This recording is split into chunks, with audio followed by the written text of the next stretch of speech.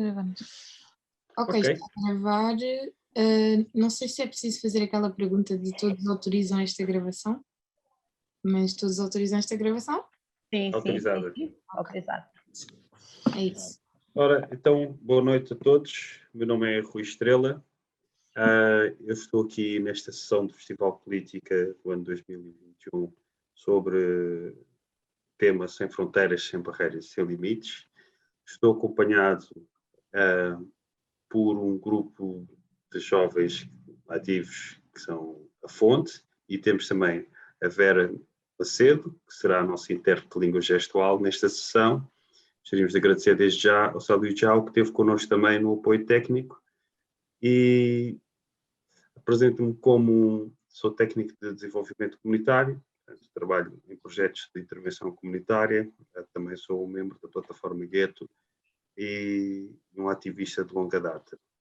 Desafiaram-me para ter esta conversa aqui no âmbito deste festival com pessoas que têm quase metade da minha idade, mas muita força, a quem eu vou apresentar agora, que são do projeto Fonte, que têm estado muito dinâmicos nas redes sociais, nomeadamente no Instagram. Não sei se começo por ti, Nael, queres-te apresentar? Sim. Então, eu faço parte da Fonte, sou uma das membros da Fonte e tenho 24 anos, provavelmente sim, metade da tua idade. Ainda não. Ainda não? Ainda não? Ainda não. E pronto, sou só uma jovem que se debruça pelo pensamento sobre o mundo e sobre a existência do meu corpo. Então acho que é também isso que me levou um pouco à Fonte e não sei, falo já sobre a Fonte. Não sei, olha, vamos conhecer aqui o Manuel um bocadinho primeiro. Manuel, podes-te apresentar aí em 2 segundos? Sim, eu sou o Manuel, mais conhecido por Calunga, membro da Fonte, também um jovem bastante ativo no que é o ativismo social. Tenho a minha própria organização, a minha própria associação também, a Jipang, e como membro da Fonte, tal como a Anael disse, me identifico muito com esta dinâmica, por isso é que estamos aqui. Acho que é tudo. Muito bem. Então, lançarmos aqui este desafio de falar sobre fronteiras e limites e barreiras, e automaticamente eu creio que nós fomos ter a mesma palavra, que é a periferia, não é? Espaços periféricos, pelo menos aqui neste espaço onde nós estamos, neste Portugal 2021, com todos os desafios que tem lançado sobre nós, e que nós é este que nós estamos aqui a falar e a trazer para cima da mesa nesta conversa. Nós, as pessoas, temos estes corpos que temos, né? Estas origens e essa ancestralidade africana, aqueles que vieram cá parar, aqueles que cá nasceram, os nossos corpos negros, por esta cidade e por este país. É um desafiozinho poder partilhar aqui com outras pessoas pensamentos sobre esta questão, o que é um espaço, o que é uma fronteira, que tipo de fronteira é que nós temos quando falamos de relações entre corpos e a cidade, culturas e a cidade, desigualdades e a que distância é que estamos das ditas igualdades modernas, e por onde é que nós vamos começar? Podemos começar por como é que nós definimos aqui o que é um espaço periférico. Vocês na Fonte, o que têm feito, não é? Que se eu percebi bem, é trazer uma série de temas, autores e fazer um trabalho com base no diálogo, certo? Como é que o vosso trabalho chega aqui a este debate sobre a periferia, não é? Como é que vocês sentem que desde cerca de um ano, certo, vocês têm feito este trabalho? Sim. O que é que vocês conseguem desta experiência partilhar connosco sobre o que é este espaço periférico, onde é que ele se situa, como é que definimos esta fronteira, como é que a vemos? Eu diria que o que nós tentamos fazer com a fonte, sobretudo, é criar diálogo, conversa e aprendizagem acerca do que é ser negro, do que é ser africano, e tentando desconstruir algumas narrativas. E nós falamos sobretudo de corpos que à partida são periferizados, marginalizados, né? Corpos negros. E acho que é aí que se vai encaixar o tema de fronteiras, e acho que nós também tentamos um pouco ir além dessas fronteiras que nos são socialmente impostas. E sim, era isso. Manuel, queres partilhar algum pensamento sobre isto? Sim, é exatamente isso que a Noel disse, né? É talvez dar um bocadinho mais de visibilidade à chamada periferia, que acaba por não... que a periferia é tão periférica que ali se torna um epicentro, né? Um epicentro de culturas, um epicentro de ideias, mas sempre muito afastado do que é socialmente o centro da cidade. Então é mais nesse sentido que nós queremos abordar também esse tema, né? Aonde é que essas pessoas periféricas são aceitas socialmente a nível não só físico, mas psicológico, político, social. Exato. Eu diria deixa-me só acrescentar que a fonte, o que nós tentamos fazer com a fonte é tornar a periferia centro, né? É uma ordem completamente contracolonial, no sentido de que nós contrapomos aquilo que foi idealizado como centro. Certo. Yeah. Ok. Nós, quando falamos de colonial do século XXI, temos sempre aquela reação de algumas pessoas, mas isso já não acabou. O que é que estamos a falar? Já estamos noutro tempo, o 25 de Abril já aconteceu, já está toda a gente independente. Mas a verdade é que nós chegamos aqui, ou nascemos aqui, ou chegamos aqui com expectativas de uma igualdade que parece que não tem o mesmo peso na balança para toda a gente, e nós sentimos isso pelo lado mais negativo. Vocês falaram de uma coisa que eu acho que é muito importante, que é quando não associam periferia só a um espaço geográfico, não é? É todo um pensamento. Portanto, isto leva-nos para a educação, leva-nos para a cultura, leva-nos para o conhecimento que temos sobre nós próprios, e aí vocês trabalham muito, não é? Vocês partilham muitos autores, muitas reflexões. Nós podemos chamar como periféricos, porque se nós abrirmos o currículo escolar, eles não estão lá. Não é? Portanto, são autores que nós temos que ir à busca, que nos completam enquanto negros, enquanto africanos, não é? Mas que a maior parte de nós não tem muita aproximação deles durante a nossa formação. Não é?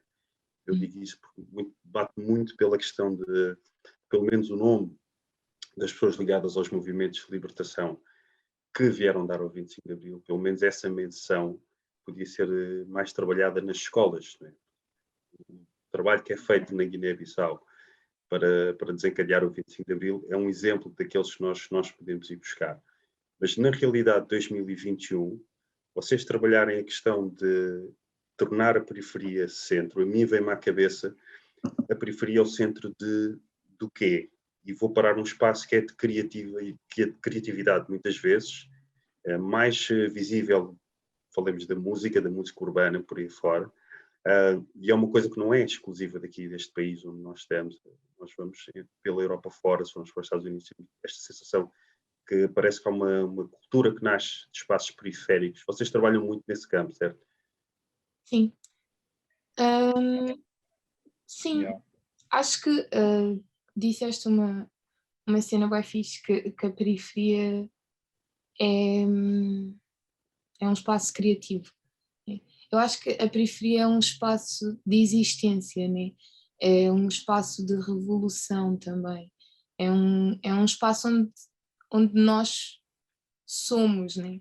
Onde nós pertencemos. e não querendo romantizar, né, aquela ideia também da periferia, porque eu acho que foram fazendo muito isso, principalmente com a música, né, tornando a música, e isso nós vemos principalmente com o hip-hop, romantizando toda uma cultura, mas na verdade o que nós fazemos e que, por exemplo, os rappers fazem é expor aquilo que vivenciam, né? A sua Abrir a cultura, janela, os não é? costumes. Não é realidade, não estamos a fingir nada, nós estamos só a expor a nossa realidade. E é um bocadinho isso que nós tentamos também mostrar, né? Não romantizar, mas simplesmente ver que existem várias formas de expressão e na periferia essas várias formas de expressão convivem. Noutros sítios fora da periferia há debates que não estão a ser feitos, por exemplo, né?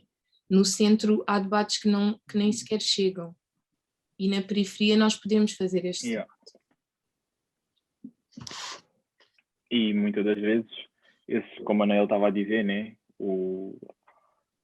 mais uma vez o conceito de fronteira aqui é bué visível, porque o centro vai buscar à periferia a cultura, que é para iluminar e entreter toda aquela elite que lá está, mas depois não proporciona, tipo, o centro não proporciona à periferia uma boa qualidade de vida, não proporciona melhores condições, tipo, habitacionais, e a periferia encontra sempre os bairros, né? Estamos a falar de bairros periféricos, encontram sempre forma de mostrar o seu descontentamento, não só por palavras, mas por vários meios de expressão, música, dança, pintura, e por mais que nós partilhemos todos o mesmo inconsciente coletivo, mesmo dentro desse inconsciente coletivo, há quem está muito mais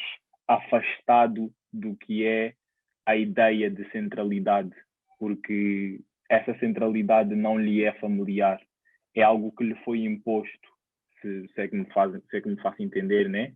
E a fonte tenta um bocado também desconstruir esses pensamentos, né? De que por mais distante que nós tenhamos, ou nós estejamos do centro da cidade, nós não temos que estar lá. Nós podemos fazer a nossa periferia, o nosso centro. Nós podemos trazer e reunir toda essa cultura e diversidade que nós temos aqui e fazer daquilo o nosso centro. E é o que nós, na fonte, tentamos também bem transmitir. Uhum. Isso, por acaso, eu vejo isso fora de várias maneiras. Eu trabalho num projeto também, que é o projeto Onoeiras. É um trabalho que nós fazemos daquilo que é suposto ser o espaço periférico, não é? Sentimos que há várias relações com o centro que ficam por ser feitas através de uma ligação. Quer dizer, vivemos todos na mesma cidade, e aqui é uma pouca parte geográfica, mas não deslocamos todos ao centro da cidade. Muitos jovens sentem-se, mesmo no seu município, que se vão para o centro do município, não são bem-vindos, não é? E que não é o espaço deles. Não são poucas as vezes que eu pergunto isto a jovens com quem eu trabalho, com quem eu me encontro, seja no contexto profissional ou no contexto militante, e a resposta é esta: não sinto que pertenço àquele sítio, sou logo abordado pela polícia muitas vezes a perguntar o que é que eu estou a fazer ali, não é? E depois cria este distanciamento também já mental, porque o espaço está ali, né? Nós podemos todos deslocar-nos, né? Pegamos transportes públicos ou privados, ou deslocamos, seja lá como for. Não há nenhuma fronteira física, não vejo uma divisão da cidade, embora haja certas formas no desenho urbanístico da cidade que eu sinto que separam espaços, não é? Não sei se vocês têm essa sensação também, mas não havendo uma fronteira, digamos, uma grade física, há uma fronteira mental de parece que eu não pertenço àquela parte da cidade. Não sei se vocês partilham disto quando exploram estes temas, se têm testemunhos também. Claro. Não há propriamente um muro de Berlim a separar a cidade, né? Mas há todo um mecanismo a meu ver, institucional que te afasta.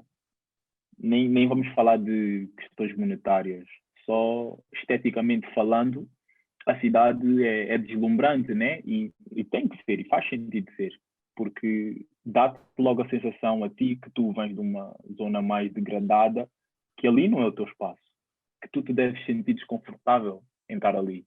E tens todo um sistema que patrulha aquela área de forma a manter aquela zona como é, e te diz que tu ali não deves estar, como tu disseste, que tem jovens que nunca foram a Lisboa porque dizem que quando chegarem lá vão ser vistos como intrusos e vão ter logo a polícia em cima.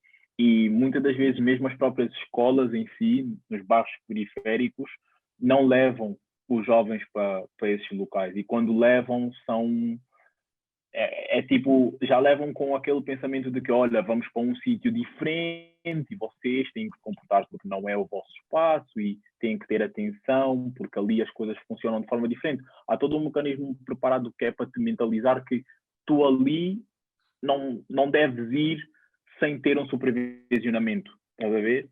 E é assim que os nossos jovens aqui no bairro têm crescido. Tipo, não sei se queres dizer alguma coisa, Nela. Sim. Existe uma barreira além da física, aliás. Mas eu queria dizer que eu acho que para a fonte, por exemplo, ou mesmo para mim, Nael, nós somos tidos como alternativos, com uma estética diferente, uma estética que agrada. Ou seja, vocês até podem entrar, e nós recebemos convites como este para estar dentro deste festival e entre outras coisas que nos convidam para fazer, e aí a nossa estética é permitida, mas há sempre, mesmo que nós entremos dentro, há sempre barreiras, há sempre fronteiras. E um exemplo dos mais claros é a faculdade, né? A universidade, aquela ideia de que é para todos e todos podemos estar, e nós, ou porque temos, por exemplo, a minha linguagem em certos sítios é admitida, a forma como eu falo, ok, até falas bem, pensas bem, mas é sempre como se fôssemos sempre exceções, exceções, né? Então aqui tu podes entrar, mas mesmo quando entramos lá, tu percebes que todo o espaço, desde a arquitetura aos autores que são falados, a quem está presente lá dentro, aquele espaço não é para ti, né? E há uns tempos alguém disse, seres um corpo negro, um corpo periférico, é a mesma coisa, e dentro dessas instituições, é identificar-te mais com a tia das limpezas do que com os teus professores ou todos os teus colegas. E essa é a verdade, tipo, nós quando estamos ali estamos como exceções, não estamos como partes pensadas para estar dentro do sistema. É isso. Eu achei piada tu dizeres o até falas bem, não é? Mas és diferente, aquelas frases que nós ouvimos tantas vezes. Tu podes entrar, tu podes fazer parte do meu grupo, não é? Mais uma vez, é aquela questão do... Queres falar? Fala. Manuel, você pode... Não, vai, força.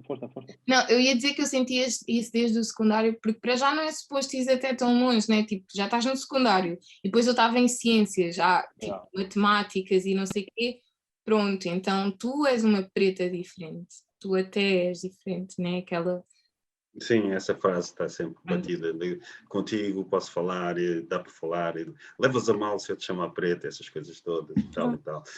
E sim, a academia depois também é um espaço engraçado para perceber como é que as coisas são diferentes. E aí eu respeito muito o vosso trabalho, e até nós da plataforma também tentámos fazer isso, até porque tínhamos a questão da educação popular que nós gostamos muito de explorar, e das universidades populares, que era levar o conhecimento para o gueto, entre aspas, né? Levar a academia para o gueto e produzir do gueto também uma visão do mundo, não é? a partilhar uma cosmovisão nascida daquele espaço. E é interessante fazer esse trabalho, porque a linguagem muda muito, não é? Não muda só a questão do vocabulário, muda mesmo a questão da objetividade da própria teoria, digamos assim, não é? Da conceptualização. Não é? E depois, claro que mudam as referências, não é? Quando eu vos vejo aqui a falarem de uma ideia contracolonial, não é? Pois, porque nós quando abrimos o livro da escola e quando falamos com as pessoas, sentimos que ainda há aí uma presença colonial muito forte, uma presença de uma educação colonial transmitida às gerações que já nem sequer viveram, não é? E acho muita piada quando vocês falam desta ideia de um dialecto pluriversal, meu. Isso é uma cena fixe. Como é que vocês definem isso? É um dialeto pluriversal no sentido de que nós não nos focamos numa ideia universal, de uma verdade universal, né? Um dialeto pluriversal é a abertura para as várias existências confluírem dentro do mesmo espaço, né? Porque o pensamento eurocêntrico tenta muito nos passar a ideia de que só existe uma verdade e é a verdade que nós brancos dizemos, e tentar contrariar essa universalidade é chegar mais num pensamento afrocentrado, onde temos uma ideia de comunidade, onde existem sim diferenças, mas essas diferenças coabitam dentro do mesmo sistema. Engraçado, tu estás a falar e a palavra que me veio à cabeça depois disso que tu disseste é academia, academia, academia. Várias vezes a academia, não é? Sim, toda a ciência. As regras universais, não é? Como Exato. se as ciências sociais fossem a mesma coisa que as leis da física, não é? Como é que tu universalizas cultura, não é? Por exemplo. Porque depois é boa a questão da pluriversalidade e a inclusividade, né? Tipo, o nosso sistema diz que é um sistema pluriversal, mas não é inclusivo, porque não aceita tipo, a diferença entre todos, tipo, não respeita a história de todos, porque conta uma história que a uns periferiza e a outros glorifica, aquilo que estava a dizer mais uma vez na questão académica, porque mal tu entras numa sala do 5º, 6º ano, tu tens uma história que te é contada, que numa sala, imaginemos numa dimensão de 20 alunos, uns vão sair daquela aula se sentir bem, outros vão sair daquela aula se sentir mal. Qual é essa pluriversalidade e que sistema inclusivo é esse? Estás a ver? E isso depois vai se perpetuando ao longo da tua vida, criando mais e mais barreiras, te dando mais um sentido, falando numa visão negra, né? Diaspórica, te dando mais um sentido de que tu ali não pertences e que és produto colonial, mais uma vez. Então é sempre essas barreiras que, tipo, a fonte, entre outras instituições, como a que tu também trabalhas lá, têm vindo tipo, a salientar, porque não adianta dizer que estamos num sistema pluriversal e tudo mais, mas não é um sistema inclusivo, é muito pelo contrário, é um sistema que exclui, discrimina e que não acarreta com toda não acarreta com todo aquele encargo colonial que ele produziu. Isso é. Eu sinto isso muito. Eu não consigo parar de pensar. Eu tenho passado cada vez mais tempo a pensar na escola e sou da área da ciência política e da economia social e solidária, nem sou da área da pedagogia, mas não consigo fugir de pensar sobre a escola, não é? E sobre a forma como as pessoas são educadas e depois pensar a escola sobre as perspectivas de vida que as pessoas têm em relação à escola e ao ensino. Quer dizer, é um espaço, como tu estavas a dizer, que quando nós trazemos esta reflexão, não sei se vocês partilham desta ideia, nós trazemos esta reflexão sobre, olha, vamos falar de uma história que não é esta história de uma versão única, de vangloriar heróis coloniais, mudando-os o nome, mas fazendo a mesma coisa, não é? Dizendo que são os pilares de uma sociedade, não contando completamente a história, porque nem o povo, digamos assim, entra na história. A maior parte da educação que tu tens para ali entre o quinto ano para a frente, do quarto, quinto ano para a frente, é estar a fixar nomes de reis e dinastias, não é? Alguém há de refletir depois onde é que estavam as pessoas comuns, não é? Isso falas no nome plural, portanto é muito fácil falar no nome coletivo, no nome individual, mas eu fico a pensar, portanto, quando eu sinto que às vezes quando nós lançamos a poeira sobre vamos falar de outras referências, hoje em 2021, nestas escolas por onde nós andamos e por onde andam os nossos familiares e primos e amigos, há uma barreira que é, não, isto é a história do país. E depois lá vamos nós desenterrar personagens ao longo da história, né? Lá vamos nós à procura das referências e dizer, olha, esta personagem também esteve aqui no século X, e também é a história do país. Esta migração também aconteceu aqui no século X, e também aconteceu aqui, também é parte da história. Esta história traz-me, e depois é aquela velha questão, de pessoa como eu, educada nesta escola, como é que eu me vejo ao espelho, não é? Com a história de índios e cowboys do que foi a dita reconquista cristã, não é? Eu vou-me ver como um escravo passivo, coitado, que não conseguiu fazer nada a não ser estar na condição de escravizado. Bem, isso eu fiz até uma certa altura da minha vida em que comecei a pesquisar e percebi, calma, houve N revoltas, N estratégias de resistência, esta história tem que ser contada também. Quer dizer, se nós estamos cá e já somos 2, 3, 4 gerações, seja lá, contem como quiserem, a viver neste país e a pensar, e isto multiplica-se pela Europa fora, não é? A pensar também o que é isto, esta realidade, a pensar esta história, a pensar no futuro. Calma, estes atores aqui também fazem parte. Portanto, acho que há vantagem em meter estas pessoas na história que se conta, na educação que se dá às pessoas, não é? Do contributo que outras pessoas deram. Não é? E aí aquela brincadeira de ir buscar as figuras históricas de Lisboa, da ligação da África de Lisboa, da periferia, que era aqui tão pertinho do castelo e cada vez mais vai-se alargando e alargando e alargando e alargando, não é?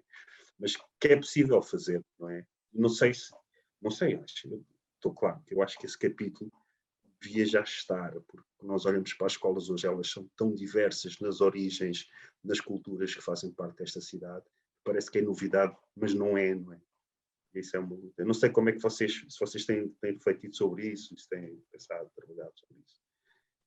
Sim, tipo, a busca de referências, principalmente eu porque faço parte da mesa de conteúdo da Fonte e nós quando vamos à procura de obras, de referências, eu só fico tipo, como é que eu não sabia da existência dessas pessoas? Estas pessoas nunca me chegaram, eu nem sequer sabia, e se formos mais para trás, mesmo pensarmos, a nossa presença aqui já vai há muito tempo, né? E há referências, só que simplesmente não nos foram contadas, não falaram delas na escola. E eu acho que, epá, essa resistência que existe em mudar os currículos é a mesma que existe em fazer censos que incluam a parte étnica, porque é para tentar, aliás, é para continuarmos numa cidade onde somos invisíveis, né? É para continuar, se eles não nos incluem nem na história, nem nos censos, é como se dissessem, vocês não existem, vocês não contribuíram para esta sociedade. Se vocês não contribuíram para esta sociedade, vocês podem continuar a não ter direitos e a não ter nada. Exato. E agora chegaste aí a um ponto importante. O teu papel aqui é subalterno. E daí eu disparo para outra noção de periferia, que é um espaço particular onde tu não tens todos os teus direitos. Quer dizer, eu não sou eu, não é? Nós pensamos assim, isso é um conjunto. Chegamos àquele sítio em pois, mas isto faz-me lembrar alguma coisa que eu já li alguns, não é?